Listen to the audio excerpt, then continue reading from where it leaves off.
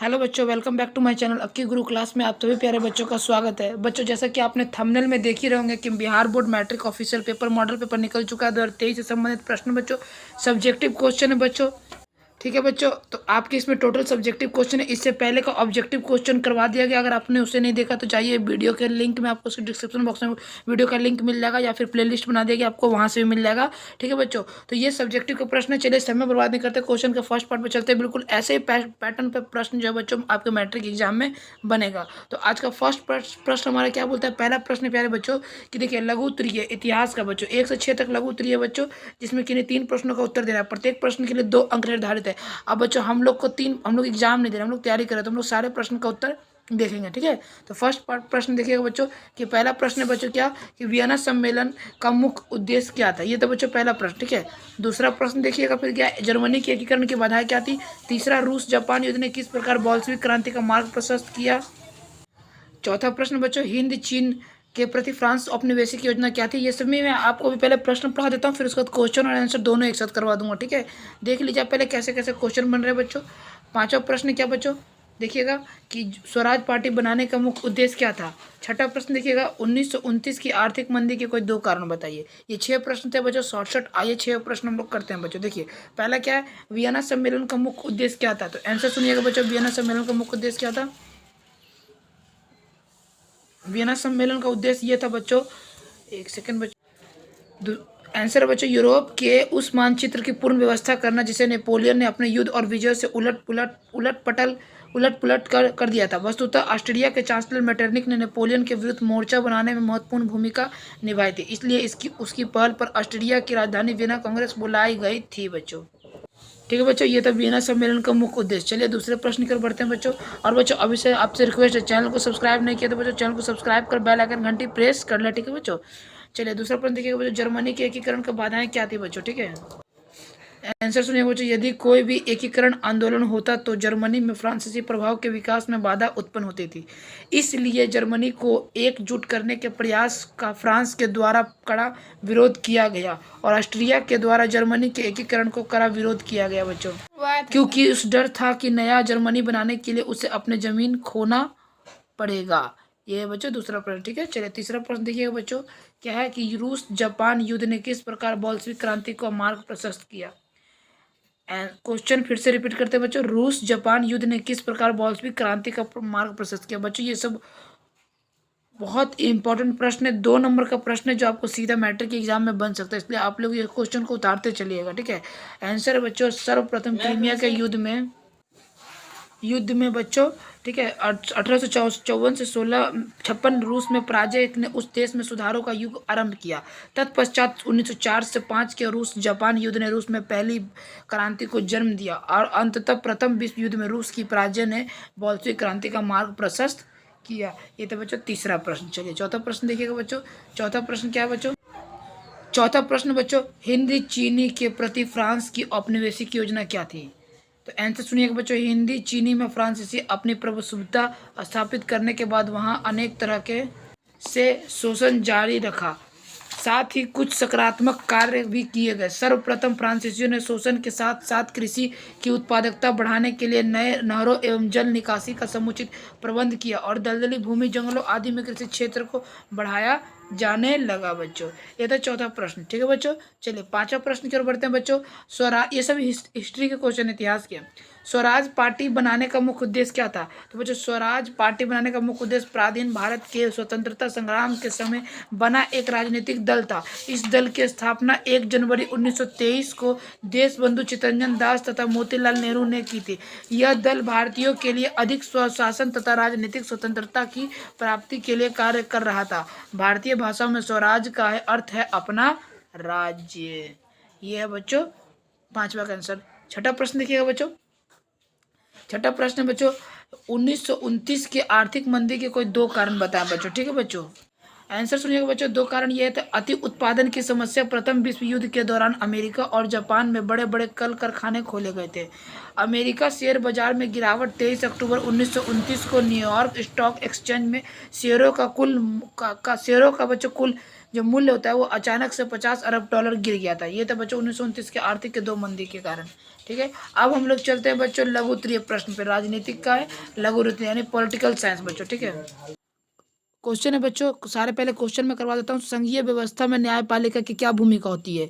यह है 9 नंबर प्रश्न। 8 नंबर देखिए, 10 नंबर देखिएगा, सांप्रदायिकता लोकतंत्र को किस प्रकार प्रभावित करती है? ठीक है, और 11 नंबर देखिएगा बच्चों, सत्ता का विकेंद्रीकरण क्यों आवश्यक है? और 12 नंबर, राजनीतिक दल को लोकतंत्र की रीढ़ क्यों कहा जाता है? ठीक है, और उसके बाद आंसर सुनिएगा। देखिए प्रश्न है संघीय, ठीक है बच्चों, तो आंसर सुनिएगा। पहले पहले फिर से एक बार प्रश्न रिपीट कर देते हैं। संघीय शासन व्यवस्था में न्यायपालिका की क्या भूमिका होती है? तो आंसर सुनिएगा। न्यायपालिका की प्रमुख भूमिका यह है कि वह कानून के शासन की रक्षा और कानून की सर्वोच्चता को सुनिश्चित करे।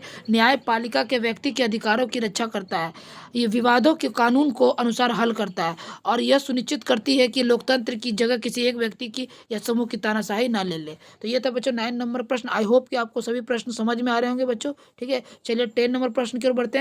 सांप्रदायिकता लोकतंत्र को किस प्रकार प्रभावित करती है? तो बच्चों सांप्रदायिकता लोकतंत्र को कुछ इस प्रकार प्रभावित करती है कि राष्ट्रीय एकता बाधित। राष्ट्रीय एकता का अर्थ कि देश के सभी लोग एक होकर रहे, जबकि सांप्रदायिकता देश की जनता को समूहों तथा सांप्रदायिकता में बांट देती है। राष्ट्रीय शांति और सुरक्षा को प्रभावित सांप्रदायिकता तत्वों द्वारा फैलाई जाने वाली अफवाह व गड़बड़ी देश की शांति को भंग हो जाती है। ठीक है बच्चों, तो ये था 10 नंबर प्रश्न। आई होप कि ये भी प्रश्न आपको समझ में आए होंगे। 11 नंबर प्रश्न देखिएगा बच्चों, सत्ता का विकेंद्रीकरण क्यों आवश्यक है?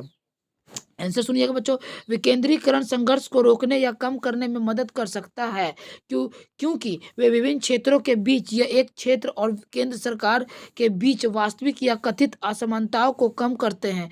विकेंद्रीकरण केंद्रीय अधिकारों से शक्ति के दुरुपयोग से बचा जाता है। ये तो बच्चों 11 नंबर प्रश्न है। आई होप कि ये भी प्रश्न ही आपको समझ में आए। बच्चों मैं ये कहना चाहता हूँ, आप समझिए, ये सभी प्रश्न आपके एग्जाम के दृष्टि से मोस्ट इंपॉर्टेंट है। क्योंकि पता है ऐसे प्रश्न आए या ना आए, लेकिन इससे मिलते जुलते प्रश्न आएंगे। अगर आपको एक टॉपिक के बारे में पता होगा तो आप मिला जुला के उस टॉपिक को आंसर पूरा अच्छा से लिख दीजिएगा। तो बस आपसे रिक्वेस्ट है कि आप वीडियो के अंत समय तक जरूर बने रहें। ठीक है, चलिए 12 नंबर प्रश्न देखिएगा बच्चों। राजनीतिक दल को लोकतंत्र का रीढ़ क्यों कहा जाता है? क्योंकि लोकतांत्रिक राजनीतिक व्यवस्था में राजनीतिक दलों का स्थान केंद्रीय अवधारणा के रूप में अत्यंत महत्वपूर्ण है। राजनीतिक दल किसी सामाजिक व्यवस्था में शक्ति के वितरण और सत्ता के आकांक्षी व्यक्तियों एवं समूह को प्रतिनिधित्व करते हैं। वे परस्पर विरोधी हितों के सारणीकरण, अनुशासन और सामंजस्य का प्रमुख साधन रहे हैं। ये तो बच्चों 12 नंबर आंसर। ठीक है, देखिए 13 नंबर प्रश्न है ये। अब आ गया इकोनॉमिक्स, इसको अर्थशास्त्र बोलते हैं। ठीक है, देखिए इसमें लघु उत्तरीय 15 से 18 तक प्रश्न है कि 2 प्रश्नों का उत्तर देना है, लेकिन हम सारे प्रश्न का उत्तर देंगे। ठीक है, सभी प्रश्न 2 नंबर है बच्चों। सभी प्रश्न अपने आप में इंपॉर्टेंट और बवाल प्रश्न है। ठीक है, आंसर देखिएगा, आर्थिक नियोजन को परिभाषित करें। ठीक है, 15 नंबर। और 16 नंबर देखिएगा, राष्ट्रीय आय की गणना की 2 कठिनाई को लेकर कीजिए। बच्चों थोड़ा सर्दी हो गया, माफ करना, सर्दी हो गया है। ठीक है, इसलिए मैं अभी तबियत ठीक नहीं है, फिर भी वीडियो बना रहा हूँ आप लोगों का। ये था 16 नंबर प्रश्न। और 17 नंबर देखिएगा, भारतीय मुद्रा और भारतीय पूंजी बाजार में क्या अंतर है? तो और 18 नंबर देखिएगा, अर्थव्यवस्था पर मंदी का क्या प्रभाव पड़ा? आइए ये सभी प्रश्न को हम लोग करते हैं। देखिए 15 नंबर है क्या कि आर्थिक नियोजन की परिभाषित करें। ठीक है बच्चों, आंसर सुनिएगा बच्चों, प्यारे बच्चों। आर्थिक नियोजन से अभिप्राय एक केंद्रीय सत्ता द्वारा देश में उपलब्ध प्राकृतिक एवं मानवीय संसाधनों को संतुलित ढंग से एक निश्चित अवधि के लिए निर्धारित लक्ष्य को प्राप्त करना है, जिसमें देश का तीव्र आर्थिक विकास किया जा सके। ये था बच्चों 15 नंबर आंसर। आई होप कि ये आंसर आप बहुत अच्छे से समझे होंगे। ठीक है, चलिए 16 नंबर प्रश्न देखिएगा बच्चों कि राष्ट्रीय आय गणना के किन्हीं 2 कठिनाई का उल्लेख करें। जो परेशानी होती है उसको पहला देखिएगा बच्चों, यहाँ पे 2 पूछा, हमने 4 बता दिया है। पर्याप्त एवं विश्वसनीय आंकड़ों का अभाव। दूसरा, व्यावसायिक विशिष्टीकरण का अभाव। तीसरा, उत्पादन के कुछ भाग की गणना करना कठिन होना। चौथा, कुछ वस्तुओं तथा सेवाओं को राष्ट्रीय आय के अंतर्गत निर्धारण का अभाव करना। ये था बच्चों 16 नंबर प्रश्न। ठीक है, चलिए 17 नंबर देखिएगा बच्चों। 17 नंबर मैंने स्क्रीनशॉट ले लिया है, आप भी स्क्रीनशॉट ले सकते हो बच्चों, क्योंकि ये बहुत प्रॉब्लम हो जाता है इससे यहाँ पे बनाने में, इसलिए मैंने यहाँ से लिया है। देखिए इस क्वेश्चन को मैंने स्क्रीनशॉट बनाया है, उसके बाद कंप्यूटर बनाकर स्क्रीनशॉट लिया है। देखिए भारतीय मुद्रा और भारतीय पूंजी बाजार में क्या अंतर है? तो देखिए आंसर सुनिएगा बच्चों। पूंजी बाजार देखिए प्रतिभागी व्यापारिक साख प्रतिभूतियों का व्यापारिक अवधि, अवक्षेपित प्रतिफल और सुरक्षा। और देखिए, वित्तीय संस्थान, बैंक, विदेशी निवेशक, निर्गमित इकाइयों तथा सुधारण फुटकर विनियोजक इसके प्रतिभागी हैं। और इसका देखिए, रिजर्व बैंक ऑफ इंडिया वित्त कंपनी, वित्तीय संस्थान इसकी प्रतिभागी है। बच्चों, रिजर्व बैंक ऑफ इंडिया का आया नाम तो मैं एक बार बता दूं, रिजर्व बैंक ऑफ इंडिया का स्थापना 1 अप्रैल 1935 को मुंबई में हुई थी। इसका बच्चों, इसका राष्ट्रीयकरण 1949 को हुआ था। ठीक है बच्चों, आप मुझे कमेंट करके बताइए कि वर्तमान में इसके गवर्नर कौन है। ठीक है, आगे देखिए, इसके प्रपत्र समता अंश का ऋण ब्रांडेस पूर्वाधिकारी अंश शामिल है। और इसमें लघु अवधि के ऋण प्रपत्र शामिल है, जैसे टी बिल, व्यापारिक बिल, व्यापार वाणिज्यिक पेपर व जमा पत्र। ठीक है, आप वीडियो पॉज करके इस प्रश्न को पढ़ लेना बच्चों। ठीक है, ऐसे मैं पढ़ लूँगा तो समय ज़्यादा लग जाएगा, लेकिन आप पढ़ लेना। पूंजी बाजार और मुद्रा बाजार में आपको छोटा सा अंतर बता देना है, आपका आंसर बन जाएगा। देखिए, यहाँ से बता सकते हैं कि पूंजी बाजार में प्रपत्रों के मूल वापसी एवं उन प्रतिफल दोनों को जोखिम है, और इसमें मुद्रा बाजार में पूंजी बाजार की अपेक्षा कम दर प्रत्यय मिलता है बच्चों। ठीक है, तो आप ऐसे ही बता सकते हो। ठीक है, चलिए 18 नंबर देखिएगा बच्चों, अर्थव्यवस्था पर मंदी का क्या प्रभाव पड़ा। तो अंतरराष्ट्रीय व्यापार खत्म हो गया प्यारे बच्चों, मांग में भारी कमी हो गई और औद्योगिक विकास के पहिए जाम हो गए। लाखों लोग अपनी नौकरियां से हाथ धोना पड़ा और कृषि उत्पादन में भी 60% तक की कमी हो गई। ये तो बच्चों 18 नंबर प्रश्न। चलिए अब दूसरे सब्जेक्ट पे चलते हैं बच्चों। आ गया ज्योग्राफी, भूगोल। ठीक है बच्चों, इसमें भी 21 से 26 तक लघु उत्तरीय प्रश्न दिए कि 3 प्रश्नों का उत्तर देना अनिवार्य है, लेकिन हम सभी प्रश्न का उत्तर देंगे। सभी प्रश्न अपने आप में 2 नंबर का प्रश्न है बच्चों, आपके लिए वेरी वेरी इंपॉर्टेंट प्रश्न है। एग्जाम के दृष्टिकोण से देखा जाए तो most important of this question for exam view. ठीक है, चलिए नेक्स्ट को प्रश्न की ओर बढ़ते हैं बच्चों। Suggest any 2 measure of soil conservation. अगर हिंदी में बात करें तो मृदा संरक्षण के कोई 2 उपाय बताएं। सेकंड प्रश्न देखिएगा, संसाधन नियोजन के सोपानों का उल्लेख करें। Mention the step resource planning. ठीक है, आगे देखिएगा, बहुउद्देश्य परियोजना से आप क्या समझते हैं, what do you mean by multipurpose project. ठीक है, चलिए आगे देखिएगा बच्चों। आगे प्रश्न है, बिहार में नहरों के विकास में संबंधित समस्या का उल्लेख कीजिए। Mention the problem related to the development of canal in Bihar. जल संसाधन के 2 स्रोतों का उल्लेख कीजिए। Mention 2 sources of water resource. अभ्रक का उपयोग क्या है, what is the use of mica. तो ये जो प्रश्न है बच्चों, 6 प्रश्न हमने देख लिया, इस सभी के प्रश्न का आंसर देखते हैं। देखिए, मृदा संरक्षण के कोई 2 उपाय निम्नलिखित लिखित है, लेकिन हमने 2 क्या, हमने बहुत सारे उपाय लिख दिए। देखिए, मृदा संरक्षण का मतलब होता है मिट्टी को बचाव करना। मिट्टी को बचा कैसे सकते हैं, मिट्टी का कटाव होने के लिए हमको पेड़ लगाना पड़ता है और बांध बनाने पड़ते हैं, बहुत सारी चीज करना पड़ते हैं। ठीक है, देखिए यहाँ पे देखिए, जैविक खाद का उपयोग करना, वन संरक्षण करना, वृक्षारोपण करना, बाढ़ नियंत्रण करना, नियोजित चराई करना, बांध निर्माण करना, सीढ़ीदार खेत बनाना और समुच्चय रेखीय जुताई, कंटूर जुताई करना। ये था बच्चों मृदा संरक्षण के उपाय। आप इसमें से कोई 2 उपाय लिख सकते हैं, आपको 2 नंबर मिल जाएंगे। ठीक है, अगला प्रश्न बच्चों, क्या 22 नंबर, संसाधनों के नियोजन के सोपानों का उल्लेख कीजिए। तो आंसर सुनिएगा बच्चों, संसाधन नियोजन एक जटिल प्रक्रिया है जिसमें निम्नलिखित सोपान है। देश के विभिन्न प्रदेशों में संसाधनों की पहचान कर उनकी तालिका बनाना, संसाधन विकास योजनाएं लागू करने के लिए उपयुक्त प्रौद्योगिकी कौशल और संस्थागत नियोजन ढांचा तैयार करना, संसाधन विकास योजना और राष्ट्रीय विकास योजनाओं में समन्वय स्थापित करना।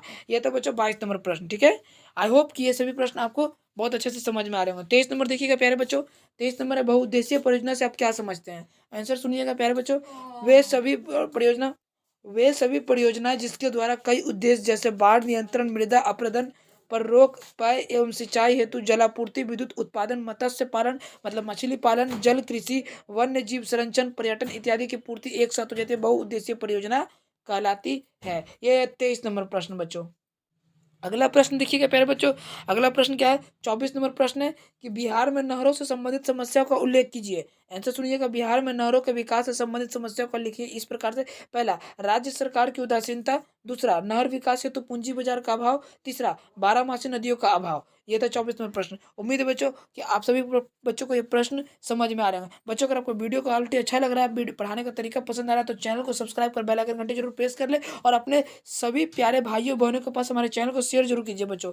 ठीक है बच्चों, चलिए अब अगले सब्जेक्ट पे चलते हैं। नहीं, लास्ट प्रश्न बच गया बच्चों, देखिएगा, जल संसाधन के 2 स्रोतों का उल्लेख कीजिए। देखिए, जल स्रोत के दो स्रोत कुछ इस प्रकार से है, नदी और नहर, जलाशय, कुंड और तालाब, आर्द्र भूमि, चापाकल, झील तथा शुष्क पड़ते जल स्रोतों और खारे पानी के रूप में वर्गीकृत किया जाता है। यह है बच्चों 2 स्रोत बताए थे, हमने बहुत सारे बता दिए। ठीक है, 26 नंबर भी प्रश्न दिया हुआ, देख लीजिएगा उसको। 26 नंबर प्रश्न क्या है कि अभ्रक, what is the use of mica, यानी कि अभ्रक का उपयोग क्या है। तो बच्चों देखिएगा, बड़ी बड़ी परतों वाली अभ्रक का मुख्यतः विद्युत उपयोग में काम आता है। विद्युत का अंशवाहक होने के कारण इसका उपयोग कंडेंसर, कम्यूटेटर, टेलीफोन, डायनेमो आदि में काम में होता है बच्चों। ये था 26 नंबर प्रश्न। अब आते हैं बच्चों सेकंड अलग सब्जेक्ट पे, दूसरा सब्जेक्ट ये है आपदा प्रबंधन।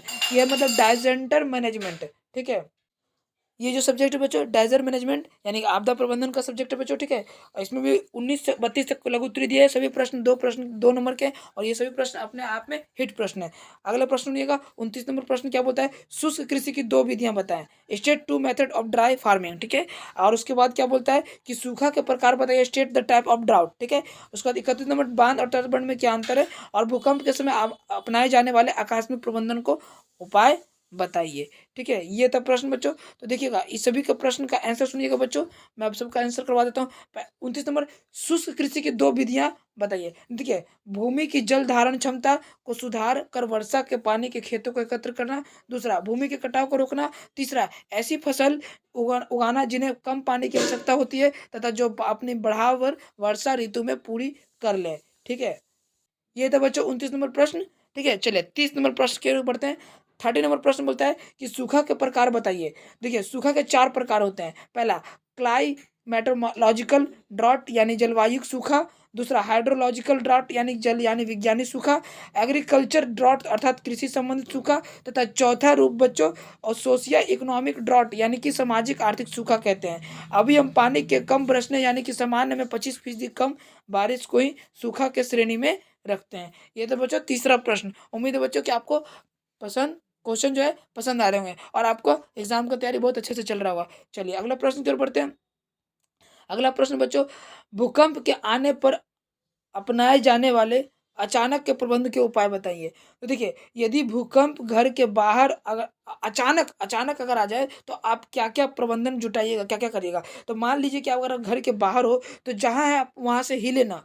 उसके बाद बिल्डिंग, पेड़ों तथा स्ट्रीट लाइट तथा बिजली, टेलीफोन आदि के तारों को से बिल्कुल दूर रहे, क्योंकि इसमें इलेक्ट्रिक वेव रहते हैं, काफ़ी ज़्यादा वो कनेक्ट हो सकते हैं इस अर्थ वेव से, ठीक है। आगे देखिए, यदि आप किसी खुली जगह पर हो तो वहाँ तब तक रुके रहें जब तक कि भूकंप के झटके ना रुक जाए। और सबसे बड़ा खतरा बिल्डिंग के बाहर निकास द्वार तथा इसकी बाहरी दीवारों के पास होता है, वहाँ तो बिल्कुल ना रहे। वहाँ से आप खुले मैदान में जाए और अपने सिर के बीच में सिर को पकड़ के दोनों पैर के घुटने के बीच में डाल दे, ठीक है। और या फिर अगर घर में है तो तकिए से अपना सिर को बचाएं। और बहुत सारे बच्चों आकस्मिक उपाय हैं, ठीक है। उसके बाद जब ये भूकंप के बारे में लोगों को जागरूक करना, भूकंप रोधी घर बनाना, जो घर आपके बहुत बड़े बनते हैं उसके ऊपर एक ऐसा तत्व एलिमेंट लगाना, धातु लगाना जिसपे अगर बिजली गिरती है तो वो धरती के अंदर चल जाए, इस तरह से हो गया। फिर भूकंप के में जो मतलब हमें हमेशा समाचार सुनते रहना कि कब भूकंप आ रहा है, कब नहीं आ रहा है, कितने तीव्रता से आ रहा है। तो मतलब सब चीज़ अपने अनुसार हम लोग